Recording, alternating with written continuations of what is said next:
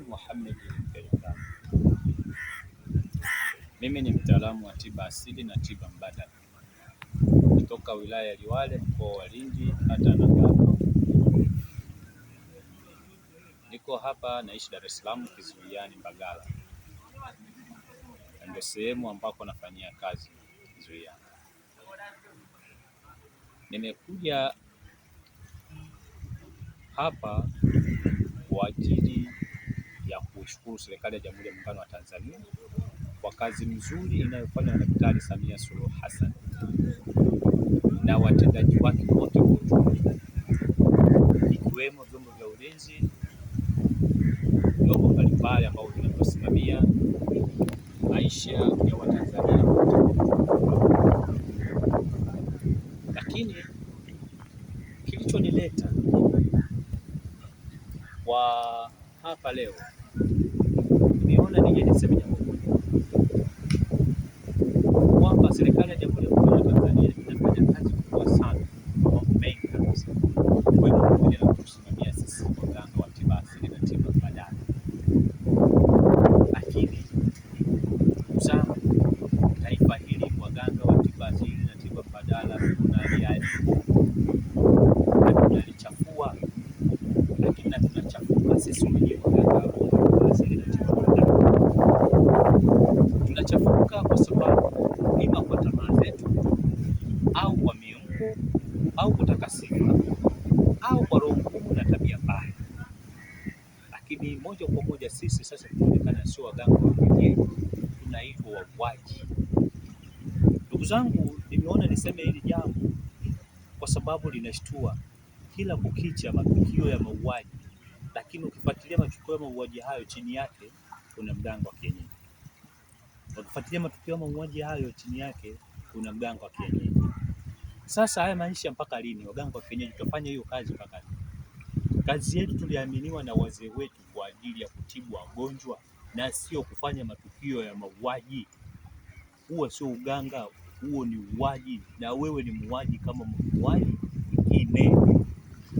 Sasa kwa niaba ya waganga wenzangu, kwa upendo kabisa, mimi naongea na Daktari Samia Suluhu Hassan, ninashauri kupitia waganga sisi, kwa sababu tumeshindwa kujilea sisi wenyewe. Tunajua nyinyi vyombo na serikali mnaweza mkatufungia vibali vyetu wote tusiwe na kazi. Mmefanya kazi kubwa kutusaidia kutuinua mpaka hapa, lakini kwa sababu hatutaki kubebeka, mimi naomba nishauri kwa niaba ya waganga wenzangu kwamba kila halmashauri itenge sehemu ya kukaa waganga wa kienyeji kufanya shughuli zao, na sehemu hiyo inatakiwa itengwe kuwe na uongozi wa waganga wa kienyeji. Hilo la kwanza. La pili, hapo watapotakiwa kutengewa kuwe na usimamizi rasmi wa shughuli zao. Faida yake hakuna mkusanyiko mzuri. Faida yake hata hao waganga wenyewe hawatasumbua wateja wao. Faida yake hali ya kiulinzi na usalama itakuwa kubwa. La kwanza. Lakini jambo la pili, waganga wote watambulike kwa majina yao, namba zao za simu na namba zao za NIDA, na kila anayeenda mganga kwenye sehemu fulani akaripoti kituo husika cha usalama ama kwenye hospitali husika, ambapo kwa sababu sisi tunakuwa chini ya Wizara ya Afya. DMO atatoa taarifa kwa OCD, kwa nakala, kwa dedi, kwa mkurugenzi, kwa DC, kwa mkuu wa wilaya. Kimpendeza yeye ndo anajua, hata kwa watu wengine sehemu mbalimbali. Lakini itakuwa sisi tumepata unafuu katika taifa hili, lakini mauaji na matukio mabaya ya waganga yatakuwa yamekoma. Hao waganga wanaohusika na mauaji, hao sio waganga, hao ni wauaji kama wauaji wengine, na wanapaswa kuadhibiwa kama sehemu ya tuhuma ya mauaji. Sasa nazungumza hivi nikasema mwenye mamlaka hayo yote Mheshimiwa Rais na Waziri wa Afya na waziri wa mambo ya ndani, lakini waziri wa sanaa, waziri wa maendeleo ya jamii, NK na serikali yote kwa ujumla, ituangalie sisi waganga tumeshindwa kujiendesha wenyewe kwa ajili ya kufanya matibabu. kuandaliwe sehemu zetu za kufanya kazi na itambulike, wewe bwana Mpelengana unatibu nini?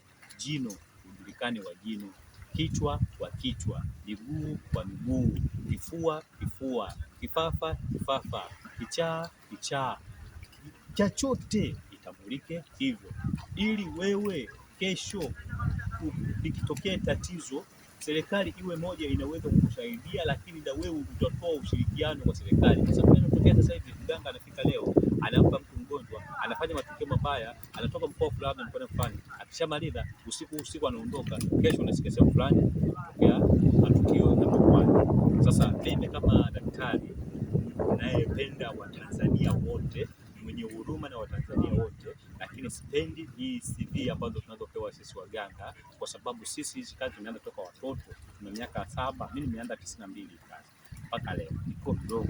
Sasa chukua 92 mpaka leo sina rekodi yoyote ya kufanya matukio ya hovyo kupitia uganga wangu. Kwa hiyo mimi ninachoomba kwamba tufanye kazi ya kufanya sisi tuwe waaminifu kama watumishi wengine.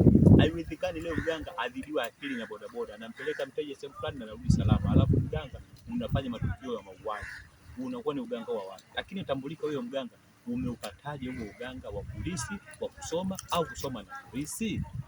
Kwa hiyo ya kwangu ni hayo. Naomba sana wote wa Tanzania, asanteni kwa kunisikiliza.